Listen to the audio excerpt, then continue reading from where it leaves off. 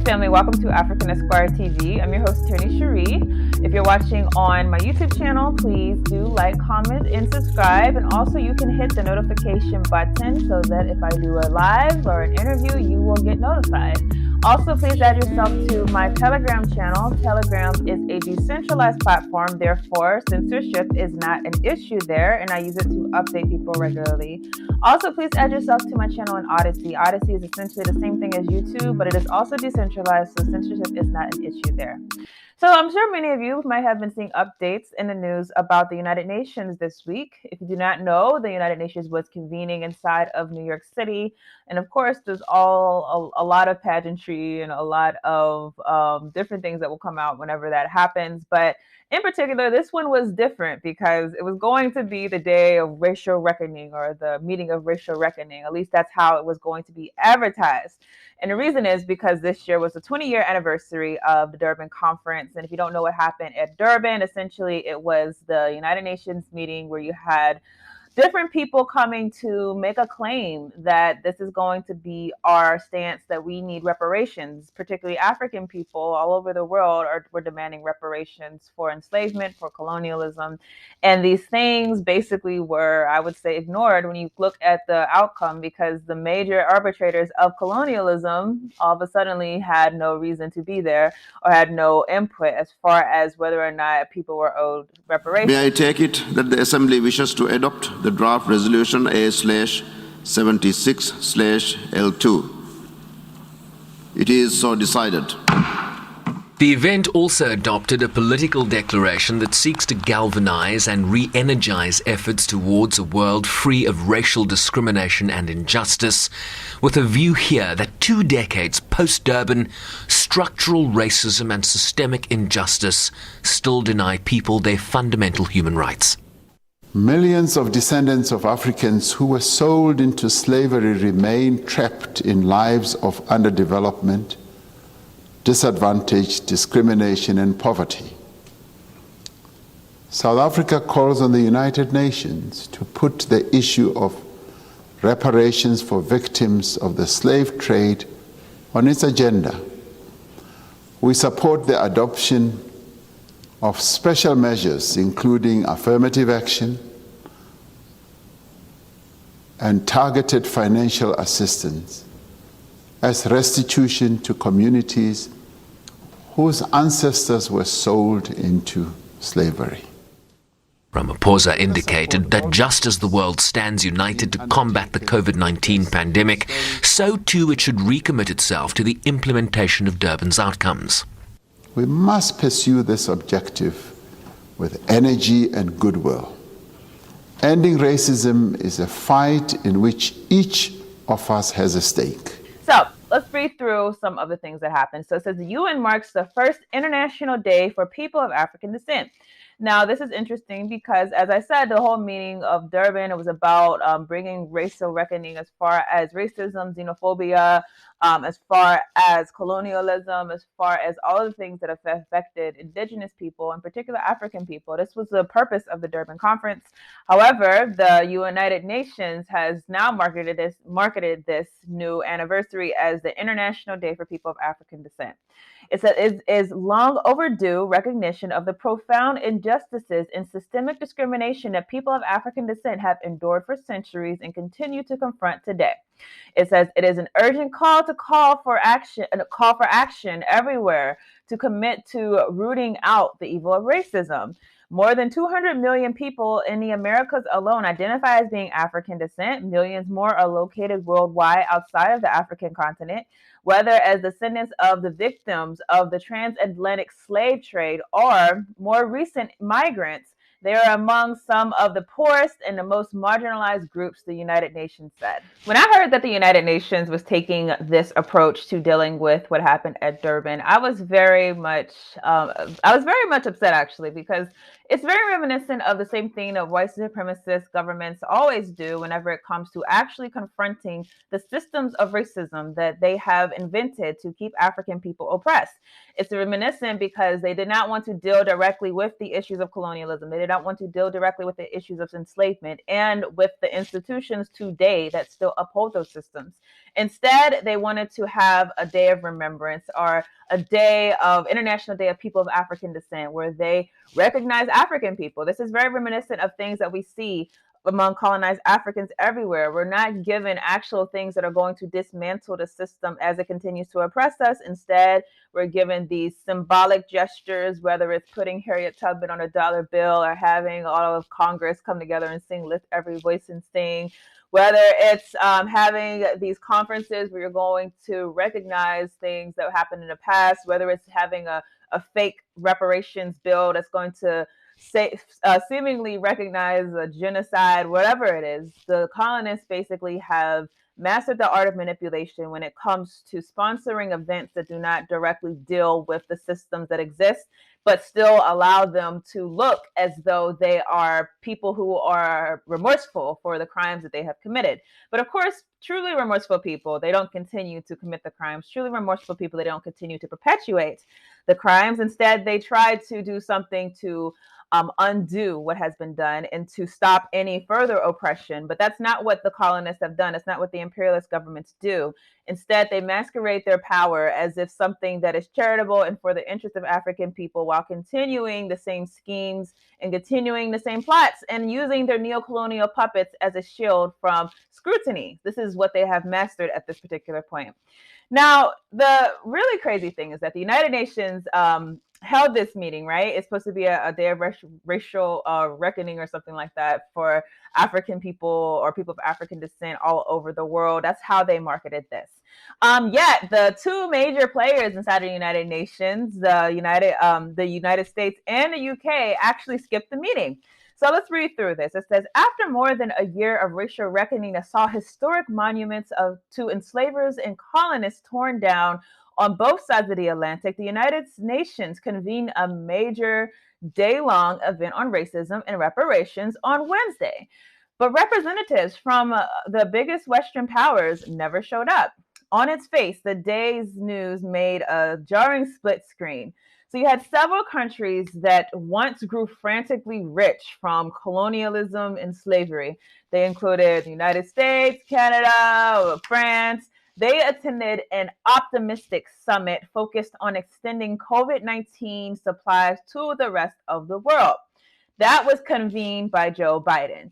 So get the picture. Joe Biden convenes an alternative meeting that's going to center on providing COVID-19 vaccines to the world at the same time that they were supposed to be attending this African Day event. This International Day of People of African Descent event. So meanwhile, ambassadors from once exploited regions in Africa, South America, and Asia undertook most of the discussion of structural inequality and racism at a separate conference themed reparations, racial justice, and equality for people of African descent. The UN General Antonio Guterres, who says he actually attended both of the events, opened the Racial Justice Conference with an argument for why just an event mattered, pointing to the spread of xenophobia, misogyny, hateful conspiracies, white supremacy, and neo-Nazi ideologies. Now, the 2001 event started with lofty aims. This is the Durban conference. It started with lofty aims to end the uproar of what was happening essentially inside of Israel and Palestine. The U.S. and Israel walked out of the meeting in protest because one of the conference's declarations denounced racism against Palestinians and others by Israel and equated Zionism with racism, because racism against Palestinians is completely permitted. The original Durban conference in 2001 was intended to fight racism, but in reality, it did the exact opposite, encouraging hate and anti-Semitism. Israel's ambassador to the United States and the United Nations said in a statement on Wednesday. He therefore lauded the United States and dozens of other countries who decided not to participate inside of this year's event. Now, people who did attend, Cuba's President Miguel Mario Diaz-Canel criticized the rich capitalist countries as trying to divert attention from their historical debts, while Ambassador Zhang Jun of China devoted a significant part of his statement to slamming the United States and other countries as cowards.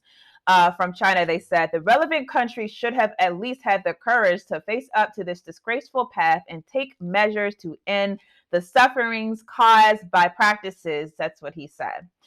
So more so on the reparations, it says the UN General Assembly, African and Caribbean countries were specifically, they were using this as a time to not just, state a commitment to racism. They wanted to also recommit to the idea of reparations for formerly colonized people.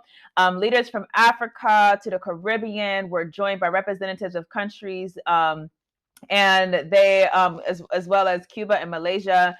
Those missing from the meeting, obviously, the United States, Britain, Germany, and wealthy developed nations built from conquest of various kinds. Caribbean countries like ours, this is from the Prime Minister of St. Lucia, he said, were exploited and underdeveloped to finance the development of Europe and have put forward a case for reparations for slavery and native genocide. And we expect that the case be treated with seriousness and urgency that it deserves. So interesting that the United States, although Joe Biden said to be committed to studying reparations for Africans in America, he made no mention of the reparations demands inside of his address to the United Nations. And also the UN ambassador, Linda Thomas Greenfield, who is African American, would not comment on the recent reparations discussions. So whenever you all say that we need to get more Africans or more Blacks inside of these positions of power so that they can speak for us when it's necessary, don't even try with that argument because it's failed so many times before. At least be informed by history. Otherwise, you're willingly trying to mislead people into thinking that representation equals something when it actually has been proven to mean nothing but a shield for white supremacy when they want to say, hey, we put this person in power and they didn't have anything to say either. This is obviously some interesting stuff happening. And I think the thing that we want to understand whenever it comes to the United Nations is that it's really not a United Nations. It's literally two different types of organizations compounded into one. You could say it's the global South versus the global North, the developed versus the underdeveloped. The big thing that we should keep in mind is that you have the empowered countries versus the powerless countries. And the powerless countries, unfortunately, are not brave or courageous enough to outrightly demand that they receive their power. Instead, many of times those countries are occupied by neocolonial regimes that silence them. And so this is the reality of African people. This is the reality of indigenous people throughout the world who are in formerly colonized territories. So what we're going to talk about today is the issue of the divided nations. I think it's just important for us to realize, because I think inside of the liberation space, a lot of us, we talk about things about going to the United Nations. And we have to understand that, yes, those things are important. Going to the world stage is important because we have to, number one, awaken people who are of the illusion that these bodies represent us. So it is important to actually do these things, but it's also important to understand that these institutions are literally not for us. They're literally controlled by our oppressors. In fact, if you look at this chart right here, where it shows how much the United States and other Western countries directly fund the United Nations, you can completely see that this is not a body that has the ability to even be biased. It has the ability to even show candor. This is a body that is literally constructed and set up to operate in such a way that they're going to show deference to Western interests at every single chance. So because of this, though, we have to recognize that, yes, we should absolutely use these systems as a means to voice the oppression that is happening to our people, and really as a tool for organization. That should be the ultimate end goal, not just getting people to recognize their atrocities, but the overall thing that we have to do is organize disenfranchised people to be inside of power-minded, to understand that their power has been stripped and the people who have them are sitting right here. So we can use these bodies for positive reasons, but we should also always keep in mind that these bodies are not what they project themselves to be. So what we're going to talk about today is the divided nations. But before I do, I'm going to get into some stories of what's happening inside of the African world.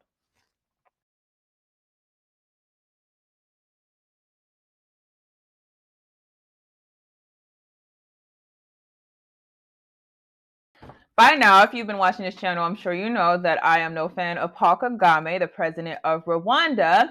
So this story actually came out about how Rwanda treats certain people who are basically a blight to the society.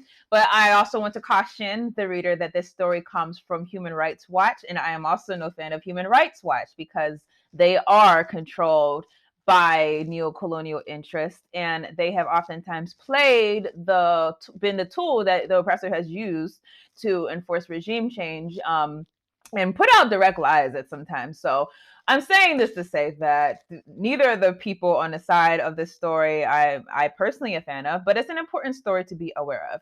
So Human Rights Watch has attacked Paul Kagame. They released the report, and according to the report, they're saying that Rwanda uses a strategy to promote Kigali, which many of you have praised Kigali as being, this capital of Rwanda that everyone wants to go to because it's clean and it's beautiful and, everything's in order, it's developed and everything like that. So according to Human Rights Watch, they are basically saying that Rwanda is not what it basically promotes itself to be. They promote themselves to be this clean place with all this development, but really they oftentimes are hiding the poor, they're hiding the disenfranchised and using that as a way to market themselves. So they said Rwanda's strategy for promoting Kigali as a hub for meetings and conferences means the continued abuse of the capital's poorest and most marginalized residents. They said Rwanda's Commonwealth partners basically should speak up for the rights of victims or be silent as the crackdown is carried out in their name. Now, of course, Rwanda's Commonwealth partners, that's Colonial. This is why we say Human Rights Watch is comprised and controlled. So you have to keep that in mind. So basically, though, they're reporting that whenever there are conferences happening, essentially the Kigali residents are rounded up by security forces. And, one civil society activist said the streets were empty before the African Union Summit. You couldn't see any street children in the town. Even the fruit vendors were taken, but you can see them in the streets again now. So this is interesting and something to just, I guess, investigate, because many of my people who love Paul Kagame, despite his atrocities in the Congo, they talk about how much good he's done for Rwanda. Human Rights Watch is saying it's not true. We don't believe Human Rights Watch, but that means that the emphasis is on you to actually do your investigation. Are the poor and disenfranchised people of Rwanda really, are they in existence, or are they just being hidden whenever there is an opportunity to show Kigali as this forward city that's moving inside of the right direction? These are things for you to investigate before you back a narrative that Rwanda is this ideal African society for everyone. If you didn't hear, Doctors Without Borders is being criticized because of the racism that exists inside of that organization. And I could tell you the racism that exists in that organization with never being in that organization, just because of how they market themselves as the white saviors of Africans. So over the last month, more than 1,000 current and former staffers with the aid group Doctors Without Borders, they signed a letter with an explosive accusation that the organization is built on a mindset of white supremacy that perpetuates racism. Now, in an interview with NPR, the Doctors Without Borders president said that he questioned how widespread incidents of outright racism are across the organization's dozens of missions, but he says there's no question the organization is built on a problematic model. He said it's the idea of the white savior, the white doctor going and providing assistance to the people in Africa, and especially to the little African kids, which is something that anyone could observe. This is the reason why the organization has basically been promoted by everyone, because they're going to go save the Africans. He says, though, being clearly anti-racist in this organization is not just about dismantling and overcoming all these barriers that have been created over years. He said it's about rethinking the humanitarian model, the whole way of distributing decision-making power and also the resources. I wouldn't take this as being sincere, because the whole idea of anti-racism is oftentimes used by these types of corporations to say, hey, we have to, deal with some of the racist issues that exist with us. But if the whole premise of your organization is racist, Is there any way to deal with it while maintaining the organization's setup? I personally would like to see a Doctors Without Borders or some type of doctor-led organization that is put forth by people who are the global south, not having people from the global north go in and try to help the poor disenfranchised, because true power means actually controlling your medical destiny. So obviously we have people like the Cubans who have shown us how you can have a medical program that's going to promote power and empowerment for the people, instead of using these imperialist instruments to basically go in and enforce colonial policies inside of countries. We should be using things that are for the development and the propelment of our power inside of these types of situations. And lastly, China says that they will punish their own companies if they break the laws in the DRC, following the Democratic Republic of the Congo's suspension of Chinese companies over illegal activities. Beijing said it will impose sanctions on the businesses if they are found guilty. They must also leave South Kivu province, according to the director of the Department of African Affairs at China's Foreign Ministry. It says it's rare for China to condemn the activities of its own companies in Africa and elsewhere, despite existing accusations of illegal operations, human rights abuses, and environmental violations. So this is interesting for a number of reasons. One, I don't know if you keep abreast of what's happening outside of Africa, or whether you just, focus on the African world. But a lot of people are noting that China is clamping down more on its own corporations domestically. This could be a sign possibly that they're also looking to clamp down on their corporations internationally. We know that many Chinese corporations have been guilty of doing things that are human rights violations or violate the sovereignty of indigenous people inside of different places. So it's been interesting how China runs. Essentially, they have a socialist agenda, but they also allow for capitalist corporations to go and basically build power for that country. Is this going to be a sign that they're finally going to start not just clamping down domestically, but also internationally on the corporations that have been doing wrong? This might be a sign. So this is something to watch. And certainly our prayers always with the people in the DRC who have to deal with the policies of these powerful countries. And unfortunately, being an oil or a mineral rich place inside of the world, they're always going to be subject to people who want to take and have an economic advantage inside of their territory. So that's why it's important for Africans to get organized so that we can leverage our resources for our own betterment.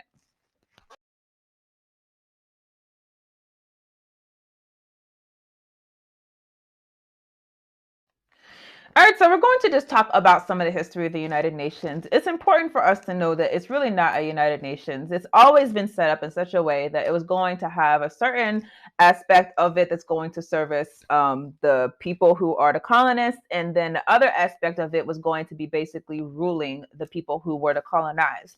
This is something that was thought of and planned out before the organization even existed, and we see this being true if you look at the League of Nations. So if you don't know, the prequel to the United Nations was the League of Nations. The League of Nations was a body founded and led by a number of the victors inside of World War I.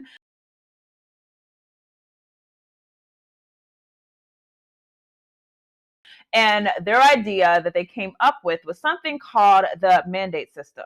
So we're going to read through some articles. As always, all articles are going to be in the description. Mandate territories, they were divided into three groups with their supposed political and cultural development.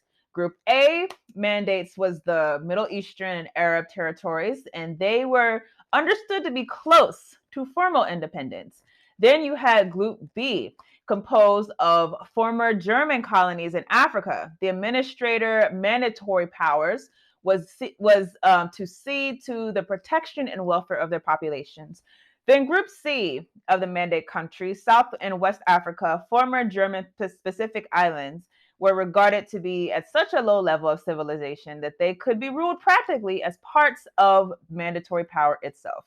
So what are they talking about here? Well, essentially, whenever you had World War I, you had all of these territories that Germany lost. You had other territories that were basically being occupied at the moment.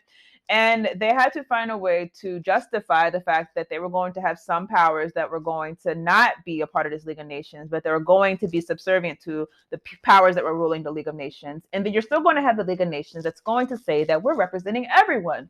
Clearly, this is a contradiction, and they said to find a way to remedy this contradiction. The way that they did it was they came up with this mandate system, this idea that the powerful countries, the forward and civilized Western countries that everyone wants to be like, these countries are going to basically make sure that the lower countries can eventually become civilized. And therefore, we're going to look out for your interests. We're going to tell you what's best for you. We're going to tell you which affairs, you should be or shouldn't be doing. And you're going to be subject to us and to our power. Now, the limits of petitioning this body. So if you were a territory and you wanted to, let's say, get some sovereignty, power over your own affairs, well, there were limits to actually doing this, because the system in itself literally assumed that if you are inside of a mandate territory, that you are incapable of ruling yourself. Therefore, you have to be ruled by outsiders. So I'm reading from Article 22 of the League of Nations. It says, to those colonies and territories which, as a consequence of the late war, have ceased to be under sovereignty of the states which formerly governed them, and which are inhabited by people not yet able to stand by themselves under strenuous conditions of the modern world, there should be applied the principle that the well-being and development of such peoples form a sacred trust of civilization, and that securities for the performance of this should be embodied in this covenant, which is a very beautiful and well-polished way of essentially saying, we don't think that you're developed, or we don't think you're smart enough to run your own affairs, so we're going to run it for you. They go on to say that the best method of giving practical effect to this principle is the tutelage of such peoples should be entrusted to advanced nations, who by reason of their resources, which is ironic because we know that they took any resource that they have, but it says by reason of their resources, their experience, or their geographical position, can best undertake this responsibility, and who are willing to accept it, and that this tutelage should be exercised by them as mandatories on behalf of the League. That goes on to say the character of the mandate must differ according to the stage of development of the peoples, the geographic situation of the territories, its economic conditions, and other similar circumstances. Now, as far as Central Africa, they said, it is at a stage that the mandatory must be responsible for the administration of this territory under conditions which will guarantee freedom of conscience, religion, all these beautiful things that we're told now inside of international law. This is what they were saying. Subject to the maintenance of public order, prohibition of abuses such as the slave trade, the arms and trafficking of liquor, the prevention of establishment of fortifications or military naval bases, and military training of the natives for other than police purposes, and the defense of territory, and will also secure equal opportunities for trade and commerce of other members of the League. I always want to emphasize, this is the same language that they're still using today, if you don't know. You see all these things. Oh, freedom of conscience. Well, right now they'll just say, you should have freedom of speech, and you should be able to practice civil society, and we're going to help you get there. We're going to monitor, and we're going to bring you along so that you can be like us, because everyone wants to be like us. Everyone wants to be like the United States. Everyone wants to be like the United Kingdom. Everyone wants to be like France. So therefore, since everyone wants to be like us, we're going to help you become like us. And of course, this is all bull. This is not any type of country that has gotten their power from stripping the world of its resources. Is not concerned with the conditions of the people who they are exploiting on a day-to-day basis. Their real concern is the maintenance of their power. That's all they're in it for. So if they have to do some civil rights or human rights work just to keep you thinking that you're a part of this system, fine, we'll do that. If they have to do some accommodations, maybe they're going to do some type of school, or they're going to give you some type of education, but they'll make sure it's a colonial education. Or maybe they're going to put some organization that's going to fight for the rights of women, although they'll still make sure that the women and the men are landless. Maybe we'll do some small concessions that we can paint as being forward. But in reality, our overall concern is ensuring that we maintain power over you people, because we need you to survive. So this is very interesting, because obviously when you look at the current scheme of the United Nations, it really hasn't changed a lot. So whenever the League of Nations, we know it failed, obviously. And what came about was the United Nations following World War II, because the League of Nations was so inadequate that they really couldn't stop a second World War. So the UN created not a mandate system, but something called the trusteeship system. So inside of 1945 in the UN Charter, they established this international trusteeship system for the supervision of trust territories. Now it says under Article 77 of the Charter of the United Nations that the international trustee system applied to territories held under mandate. So the territories that were under the mandate system.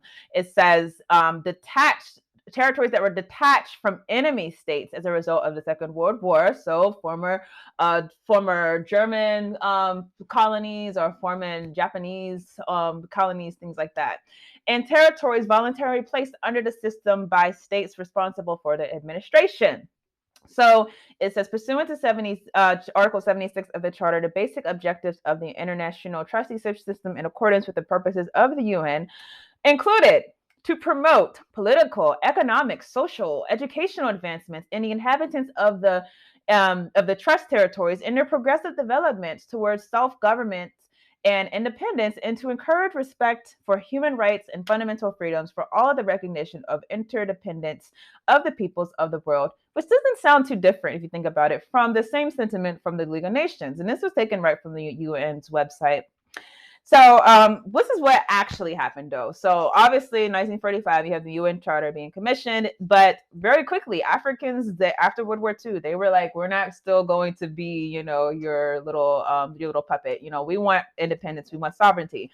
Now, how much did everyone want independence and sovereignty? Obviously, it differed for certain people. We know that the Nkrumahs, we know that the Nyeres, we know that certain people, the Nessers, that they were like, we want complete independence. We want to have you out of our affairs, and we want a united Africa because we want for us to be able to build up ourselves and not have to depend on you. So, this created a problem for the powers that created the United Nations, because that was never their intention. They never really wanted actual freedom. They wanted freedom by their stipulations. So after independence movements in the 1950s and the 1960s, African governments inherited colonial statehood trappings and continued them. The armed forces formed to serve a larger imperial scheme. The police forces organized to hold natives in check and keep any resistance against the government at bay, as well as colonial laws established to protect the imperial powers, were transformed after independence to protect the rulers of African states, mainly chosen by departing imperial powers. In other words, neocolonialism. You've seen the ushering of neocolonialism. No longer was it going to be a case where you had formal colonialism being the way that they tried to control the world. They were going to instead put in place puppet regimes that were going to be able to be their puppets and be their tools to ensure that their power was maintained. Now, there are many things the United Nations has done to basically show you that there is this trusteeship system that is still at work. And if that's important to emphasize, because they'll say that overwhelmingly most countries have decolonized. There's countries that straight up are still colonies, like the Virgin Islands and Puerto Rico are obviously U.S. colonies, Guam. But overwhelmingly, they say that most of the countries have decolonized, and so we're moving in the right direction. But despite that, the countries that were supposedly formally colonized, the United Nations consistently takes steps and actions that are going to show that they're actually going to be controlled by the interest of those countries, which were self-governing at the time where they had this mandate system intact. So one, we're just going to go through these quickly. There's a lot, and I encourage you, read through everything more so in the description. But obviously, we know the intervention in the Congo, one of the, most horrific things that happened to our liberation struggle that I think began a really, downward spiral for a lot of Africans. The revolution in 1960, like many other leaders of the colonial struggle, Patrice Lumumba, who was forced to the left in this struggle against imperialism. Once free of overt Belgian domination, Congo immediately found itself fighting a secessionist insurrection in the mineral-rich southeast Katanga. The rebellion was backed by the former colonial power Belgium in an attempt to destabilize the new government. Lumumba appealed to the United Nations for help against this blatant meddling in Congo's internal affairs. Did they listen? No. The UN Security Council decided to send military assistance to the Congo. However, Tellingly, the leading UN staff sent over had no meaningful connection to the country, its people, or their cause. Instead, they were Westerners and naturally upper class with far more ties to the countries Lumumba was fighting against, the United States and Belgium. In his book, The Assassination of Lumumba, a Belgian writer said that he has decisively proven that the UN forces worked to overthrow Lumumba rather than protecting the peace, and that the legitimacy of its first democratically elected government. The UN only passively requested that the Belgians withdraw from the DRC and never condemned the meddling and took real action against the blatant Belgian meddling. Rather, its presence made things more difficult for the new regime. It took over the radio stations and the airport. It stopped him from calling on African nations for support, and the UN blocked aid from the Soviet Union. Lumumba himself confirmed this in a letter to his wife a few hours before his death, that the Belgians were conniving with some high officials at the United Nations to inflict pain on him and the people. The United Nations wanted to overthrow Lumumba in 1960 and early 1961. Abstract rights did not inspire the actions of the UN and other international institutions and principles, and it was shown that different treatment was accorded to Lumumba in 1960 and to Tshombe in 1961. Let's go through some more. It says the UN in 1963 to 1968 called the Mau Mau freedom fighters. They labeled them an extremist group. These were people who were indigenous to Kenya fighting for their right to be sovereign. They were labeled an extremist group. And the UN refused to counter the Kenya Mau Mau's assault and massacre that was supported by the British colonial settler troops. The UN and Western puppets also declined to condemn the Portuguese, the South African regime, and French military intervention in the civil war inside of Angola. The disastrous plane crash, in the sense of a regime change leading to the death of Mozambique's president, Comrade Samora Machel, in 1986, which the UN rejected for certain considerations, calling it an unfortunate aircraft crash and technical navigation and weather mistake, essentially hiding the fact that Samora Machel was assassinated. The UN also backed the South African apartheid authoritarian regime that violated the human rights of indigenous South Africans, and it accepted and acknowledged South Africa as a member despite these things.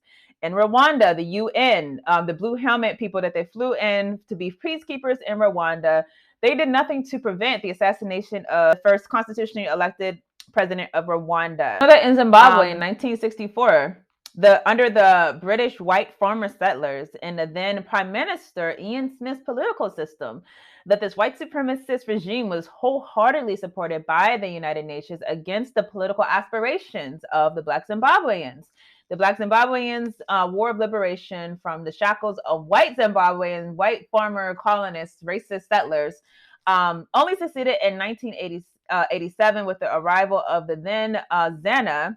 And it's very important to emphasize also that obviously whenever Zimbabweans took their land back, who sanctioned them? The United Nations. So also in Libya, the UN was used by superstates to frame Muammar Gaddafi.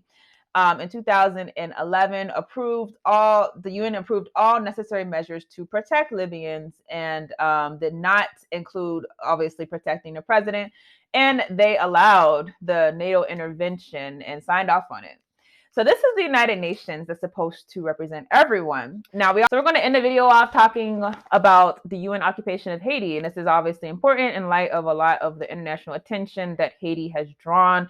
If you don't know, the United Nations occupied Haiti for over a decade and basically ensured that the colonialists had the power to gain the upper hand inside of the Haitian island. So it says the UN mission for stabilization of Haiti is what they called it. This mission saw the UN as the neutral arbitrator to stabilize a country amidst a violent coup. But in reality, it acted to suppress many of attempts by the Haitians to organize politically against the coup regime and in favor of supporting Aristide and other left-wing anti-US government forces. The UN have even barred Aristide from returning to the country. And in 2005, the U.S. ambassador James Foley wrote in a confidential cable that an August 2004 poll showed that Aristide was still the only figure in Haiti with a favorability rating of over 50%. So this is the United Nations. And if you can't see, this is truly the divided nations. It's not a representative body of all people. It's a body that is representative of certain interests. And the other people who are left out are those who are still looked at as protectorates. And that's the thing that we should emphasize. The idea that the United Nations is going to see everyone as equal. This is just an outright contradiction, even if you look at the Security Council. How could you look at everyone as equal and then you have only 5 countries, US, UK, France, Russia, and China, who are going to decide the futures of the entire world? But even over that, even beside the Security Council, still implicitly inside the United Nations, there's going to be a war of two worlds. But the question is, when is the one who is at the lower hand going to war against the one with the upper hand? And to this day, we have seen that neocolonialism has kept many of those inside of the lower hand, who have the lower hand in the United Nations, quiet, has kept them from demanding real things. In fact, I'll even say that at the Reparations conference, the Congolese president actually made a plea for, reparations, but this plea was just coded in neocolonialism, saying we just want you to come forth on your promises. We want more development. We want more finances, things like that. So this is the problem that really exists, is that those who are basically at the lower end, those who are powerless, they're complicit with it because they're getting, for personal reasons, they're getting taken care of, even if their countries are not taken care of.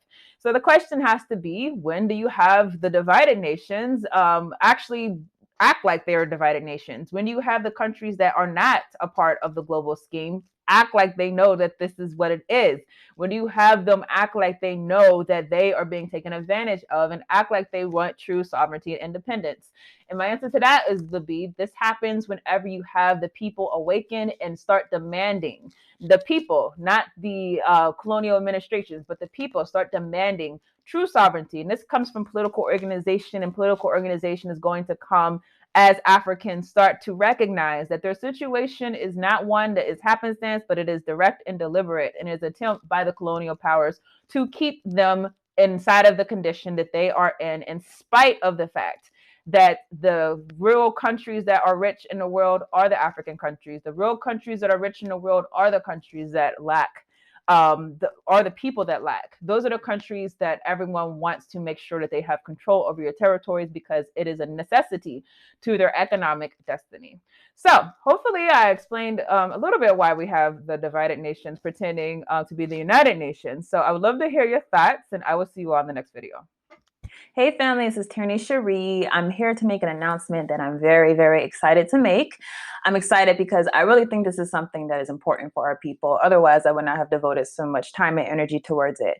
So I finished my first book, and the book title is Fostering False Identity: The Child Welfare System's Design of Social Control of the Black Family. Now, why is this book something that I think will be very important for our community? Well, number one, it's dealing with the system of white supremacy, particularly the way that the system has targeted our children. If you don't know, our children are literally our future. Without our children, we have no future. And so understand that the system is very crafty when figuring out what to derail first. And to me, it's no mistake that the system particularly went after the Black family. If you look at what happened whenever we were enslaved by this system, and continues to go after the Black family, continues to go after Black children, continues to try to villainize African parents. So for that, I wanted to particularly talk about this subject. Now, the other thing that the book will deal with is our African identities. Why is it that our African identities are a threat to this system? Why is it that whenever we want to identify ourselves as being African, we get so much drawback inside of the Black community? I think a lot of us are not aware of the history of assimilationist thought inside of our community, this idea that we have to be close to white in order to be accepted. And so that's another subject that we delve into in this book. So I'm hoping that anyone who is, obviously, if you're a parent, a Black parent, and you really want to understand why it is that these systems are going after your children, I encourage you to read this book. I hope that it will arm you with a lot of knowledge. and a lot of foresight, not just about how to protect your own children, but how to organize in your community, because that's really the purpose of the book, is to say that we have to organize among ourselves in order to protect ourselves from this white supremacist system. And then obviously, if you're an organizer in general, this is something that I think is important for you to read, because like I said, this is a subject in the Black community that we just don't discuss enough.